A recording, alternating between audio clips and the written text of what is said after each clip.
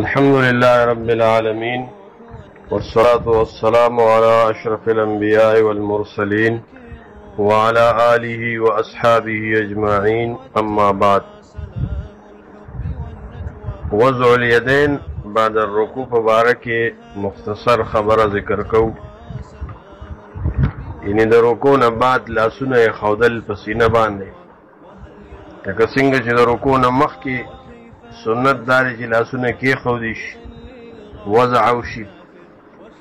په دې کې بعض احناف، ابن حزم رحمه الله او د دې نږدې دور بعض اهل علم لکه ابن باز و ابن عثیمین رحمهم الله او دارنګې شاه بدی الدین سندی راشدی رحمه الله، هغوی دا خبره کوي چې سنت دا دی د رکوع نه بعد چې سړی ښی لاس په ګس لاس باندې کیږي په دویم قیام کې، او دلیل او استدلال د دې حدیث نه نیسي د سهل ابن سعد ساعدي رضی الله عنه د حدیث نه چې کان الناس یؤمرون ان یضع الرجل یده الیمنى علی ذراعه الیسرى فی الصلاة.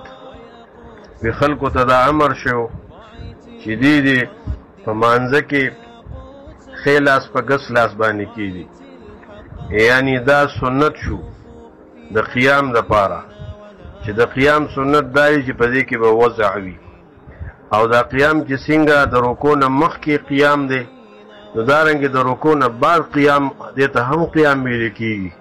نو څنګه چې د رکوع نه مخکې د قیام دپاره وضع سنت ته، نو دارنګې د رکوع نه بعد چې کوم قیام دی هغې دپاره هم وضع سنت ته.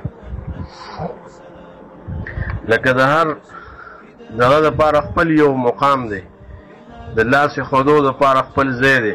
په رکوع کې سړی په زنګونانو به لاس ږدي، په سجده کې په ځمکه باندې، په قیده کې په تونانو باندې. نو دارنګې وي قیام کې سنت دا دی چې سړی لاس په سینه باندې کیږي او وضع وکړي. بس دا د دې نه دې ځای نه دې استدلال کوي او دلیل نیسي د دې خبرې نه. لیکن جمهور اهل علم وایي چې دا وضع چې دا وضع الیدین لین لاسونه خودل دا د اول قیام سنت دی، او د دویم قیام دپاره دا سنت نه دی. وجه دا ده چې د رسول الله صلی الله علیه وسلم نه د دې په باره کې نص نه دی نقل چې نبي صلی الله علیه وسلم ویلي چې د رکوع نه بعد تاسو لاسونه کېږدئ، وضع وکړئ، وضع الیدینو کې دا چېرته نه دی ویلی. او بل دا چې لم ينقل عن احد من السلف والصحابه والسلف وضع اليدين على الصدر بعد الرفع من الركوع. صحابه کرامو کې دا د هیڅ چا نه ثابت نه دي چې هغوی وضع الیدین علی الصدر کړي پس د رکوع نه، یعنی پس د رفع د رکوع نه په دویم قیام کې. نو که چېرته دا سنت او دغه ویلو لسبقونا الیه، دي به زمونږ نه هغې ته سبقت کړی و دې سلفو، نو صحابو نه دي کړی، سلفو نه دي کړی وضع الیدین، بلکې دې ټولو ارسال کړی دی.